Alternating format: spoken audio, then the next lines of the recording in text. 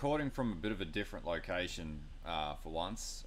We're in the middle of the Gulf of Australia, so it's a little bit different, and just have to bear with.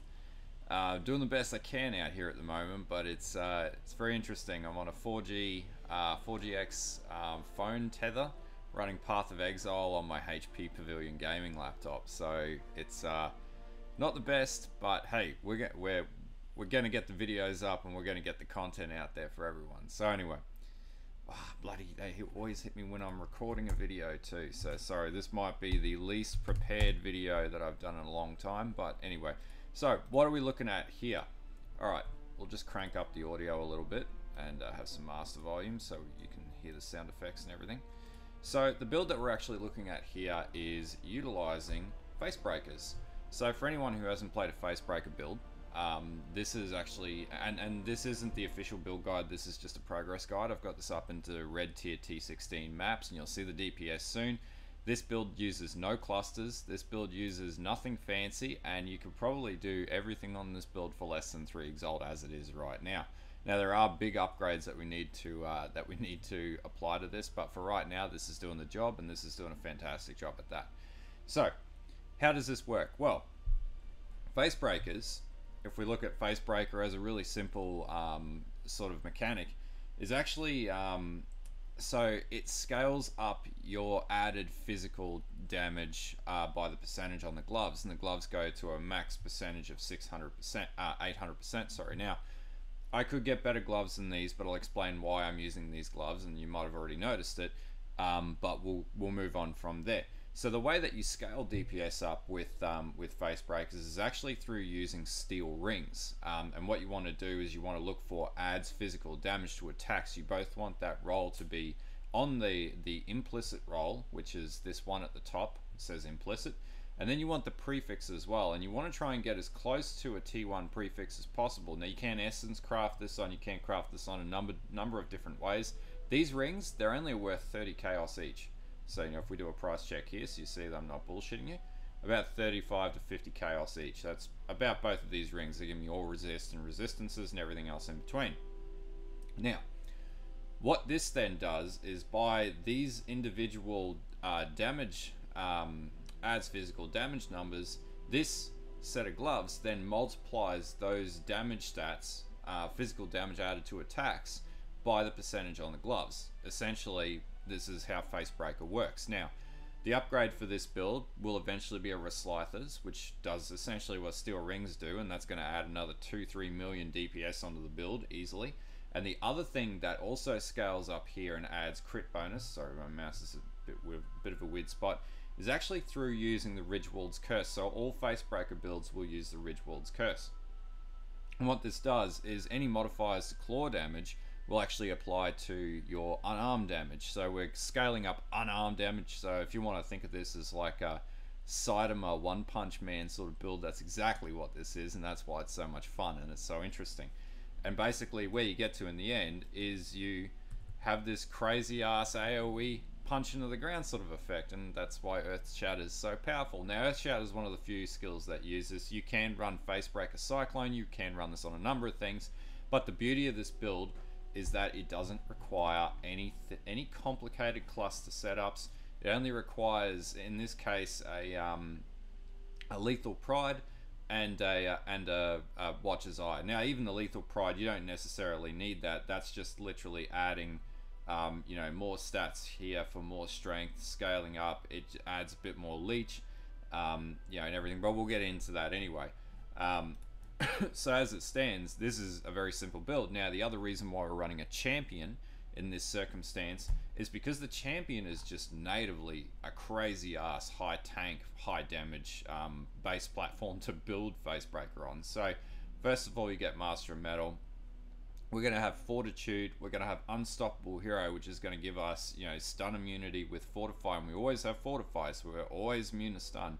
And then increase attack speed and everything else with Fortify.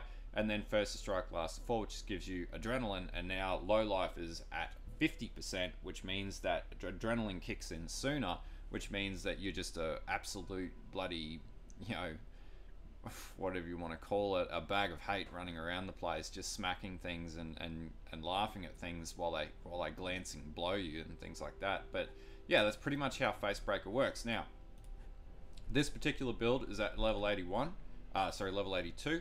I'm already up to T16 maps at level 82. Now, DPS wise, and we'll get into the gearing and the tree and everything very shortly. DPS wise, if we pull open the POB, which I have on screen, and hopefully my head's not blocking it.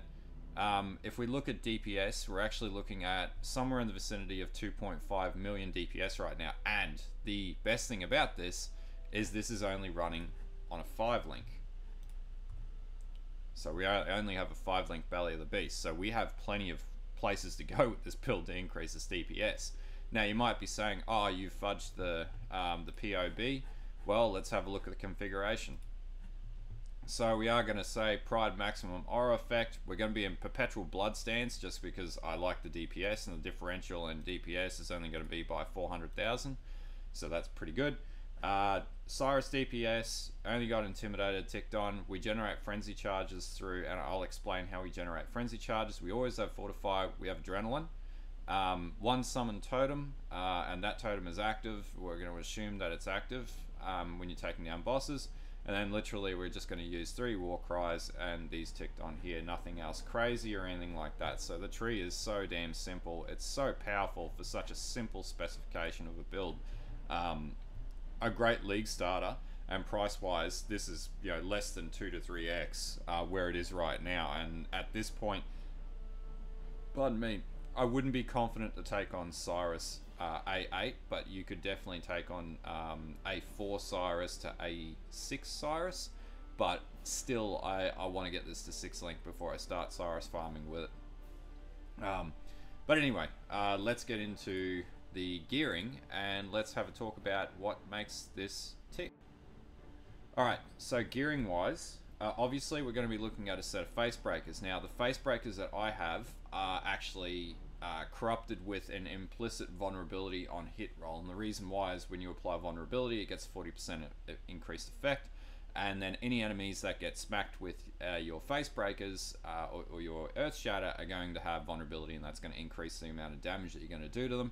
So these gloves I think I picked up for 10 to 20 chaos. They are absolutely dirt cheap. Face breakers like one of the most common items that drops all throughout the game. I'd be surprised if you didn't have one drop up at this point in the league for yourself. So you don't even need to really buy it if you've farmed them. They drop all throughout the campaign. So, you know, they're a very easy item to get. People don't really know what to do with them sometimes. Even at this point, newer players will look at them and be like, what the fuck is this item? This is trash. It's actually one of the most powerful items in the game. Next thing is we're just going to run a simple Belly of the Beast. In this case, I've got a 5-link. I'll go to a 6-link. A 6-link at cost-wise is about 3.5 to 4 Exalt right now. So it's up to you. If you can run it on a 5-link if you don't have the currency. I know this league's been pretty shit for currency, so you know it's entirely up to you and how you want to do it. But it is an option. Next thing is 2 steel rings. Now you won't be able to use steel rings until you get to level 80. So at this stage you would have to use iron rings and then upgrade to steel rings once you cap level 80. And then, you know, the world is your oyster. These are about 35 to 40 to 50 chaos each. So about 100 chaos between these two. So it's not too expensive. Belt, I've just got any old belt that maxes out resistances and gives me a bit of life. You can get a much better belt than this, but I just haven't cared enough to upgrade it. What I'll probably end up going is, well, I'll end up upgrading this to a Ruslythus, but I think they're about 6 Exalt, so that's one of the more expensive items that you need for this build. The helm, this is just life, resistances, and I lucked out with a precision reservation reduction roll, but what I would actually target is a reservation reduction roll for Pride, or an extra Earth Shatter pillar, and that's going to increase your damage as well. So Amulet, you're going to get a Ridgewald's Curse. Now, when you get the oils to anoint a corrupted amulet, you're going to want to go for True Strike, and that's going to give you increased crit chance and increased crit strike multi. So that'll be the next thing, the next big upgrade that I go for. Boots, pretty much any old boots. If you can get elusive boots, even better. or tailwind or something like that, even better, but they cost a lot more, and we're trying to keep the costs down. I haven't even went to lab to craft on these boots yet, so, or enchant these boots, so you know, this is doing crazy damage without it. Doesn't really need it. But you know, as you upgrade and min and max, and as I min and max, I will do that. This is just a progress, so you know, it's going to get better. And the last thing is that I am actually running a Lacaise, which is a really basic shield. It's about 7 chaos cost wise. So let's just vet me. Yeah, there we go. 7 to 8 chaos cost wise. Dirt cheap. The beauty of this shield is it means that your hits cannot be evaded. Now, the only other way to get that in this game is to run Resolute Technique. The problem with running Resolute Technique is that it takes away your ability to crit. So you get a lot more flat physical damage, but you never can crit. And in this case, we're running crit. So I think we've got like 40% crit chance, and what are we running crit multi-wise? 273%. So 40% crit chance goes up when you pop your flask. It'll get higher than that as you progress through too.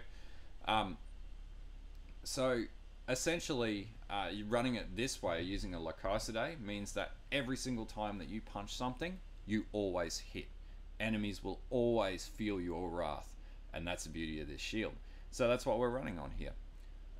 So yeah, flask wise, we're just running a Quicksilver, we're running a Lion's Roar, running a Diamond Flask for the extra crit, or crit chances lucky, and then just a Life Flask. Now in my case, I'm running a Mana Flask because I'm a pleb, but you can switch that out for anything else. It doesn't really matter what you run. You know, you can sub that out. You don't really need a Mana Flask for this build anyway. But yeah, that's the basic gearing at this stage, and this is going to change. There's going to be a 6 link, a Reslythers, the helm's going to change, the boots are going to change. I'm going to get better face breakers, potentially better rings, and I'm going to anoint the ridge walls, and then we're going to have some crazy ass increased damage from there. Alright, so gem setups. So we'll just start in the chest. So we're just going to run Earth Shatter, we're going to run Pulverize, we're going to run Brutality, we're going to run Fist of War, and we're going to run Impale. Now there's an argument to say that you could run Cruelty as your 6th, or you could run melee physical damage. It's entirely up to you. But any of those combinations is going to give you great damage, and it's just going to make you crazy ass OP. In the gloves, I'm running Ancestral War Chief just on its own. You don't really need anything on it. You could attach it to Culling Strike, but it would mean that you would have to take off things like Phase Run.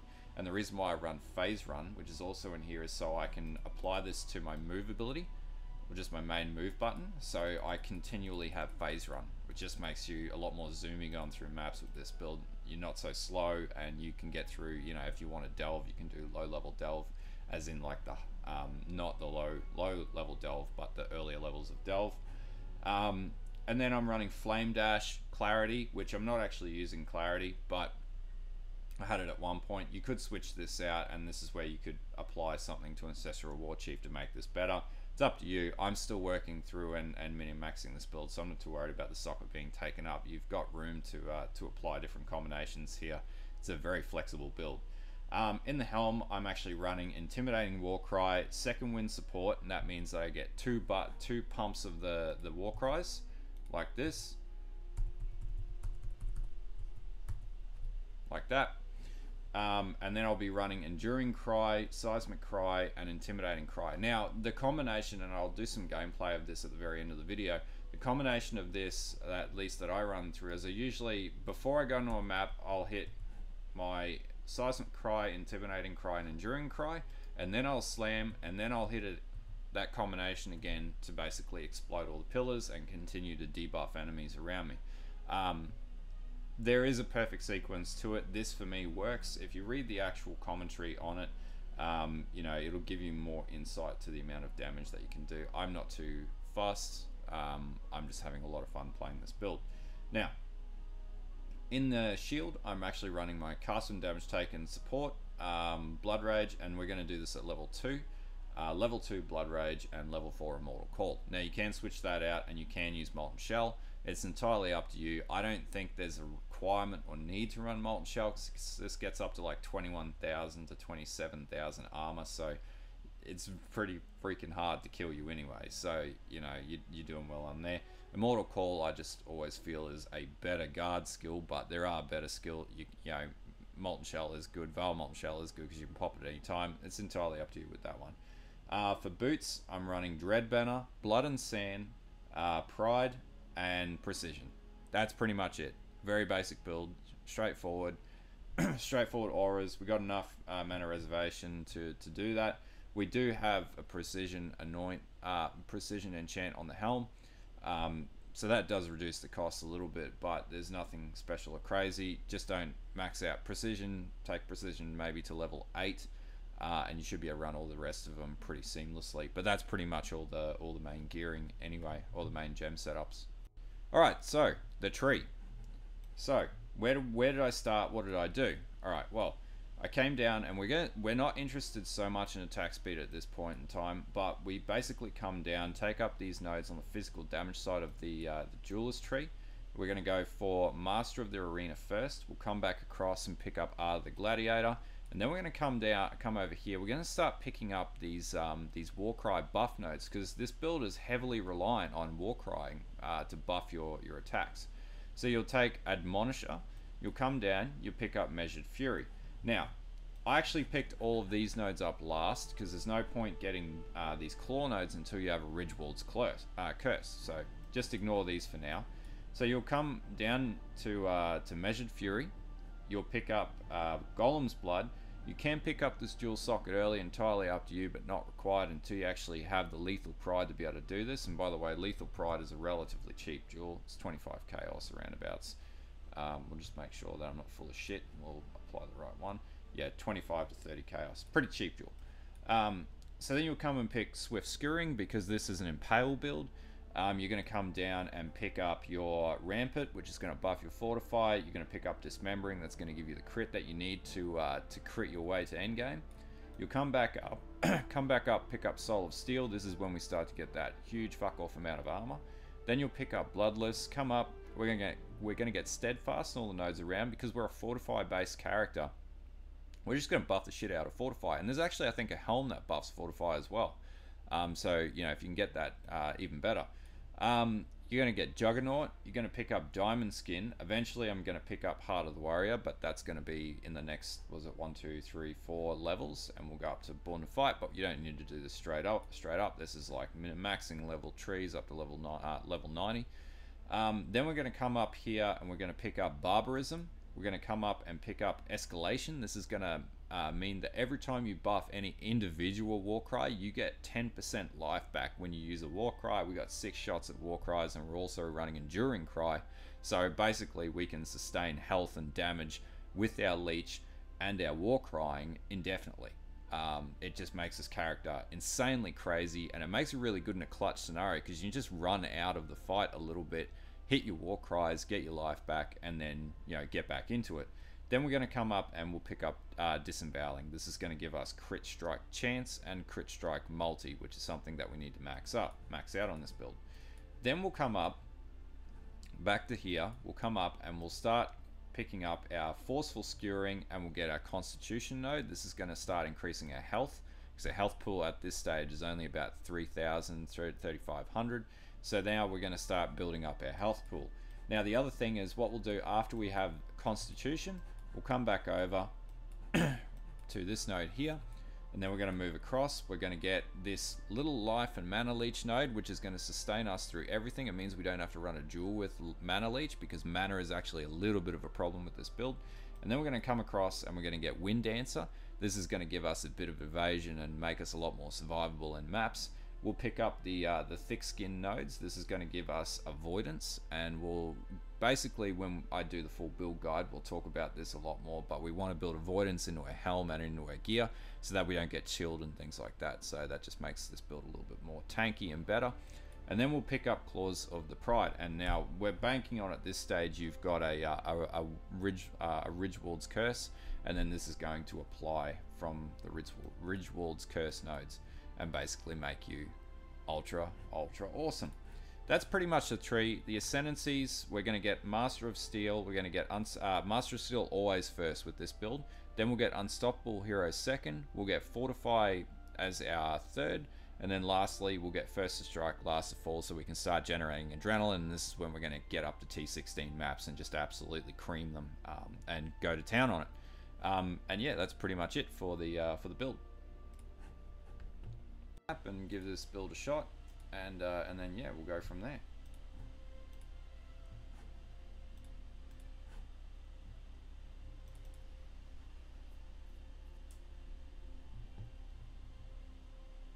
So when we get in, we'll just smack some war cries up,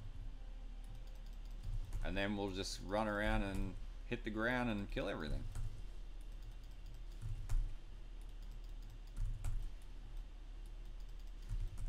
So I think the actual pillars, or the Earth Shatter shards, they do like 1.4 million DPS per explosion or whatever. So you got about, was it 5 or 6 of those? So it's quite powerful.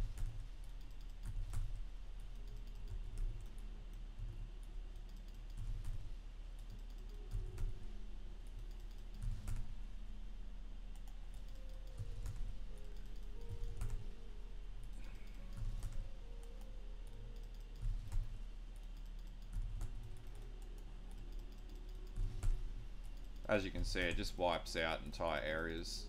This is like half the fun of the build. It's so tanky as well.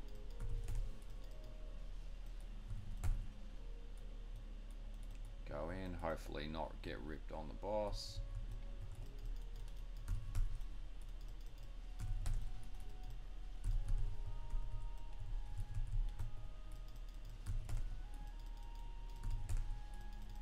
As you can see, we just sort of chunk its health and done.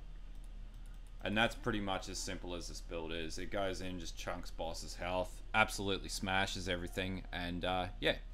Anyway, if this video gives you an idea of what to play, if you're stuck in the league and you're out of currency, or you've got a few Exalt left and you want to try a slam build, give it a shot. I'll put the POB in the description. I'll min-max this over the next few weeks, and then yeah. The video uploads have slowed down a little bit just because it's really hard to edit and record from where I am right now. But I'm going to work at that and see what I can do better. But yeah, I'll be back in a few weeks anyway, so there'll be a lot more vids coming out. But the Soul Rest build's in progress as well, so I got this and another one. And then yeah, anyway, until next time, like and sub, and bye.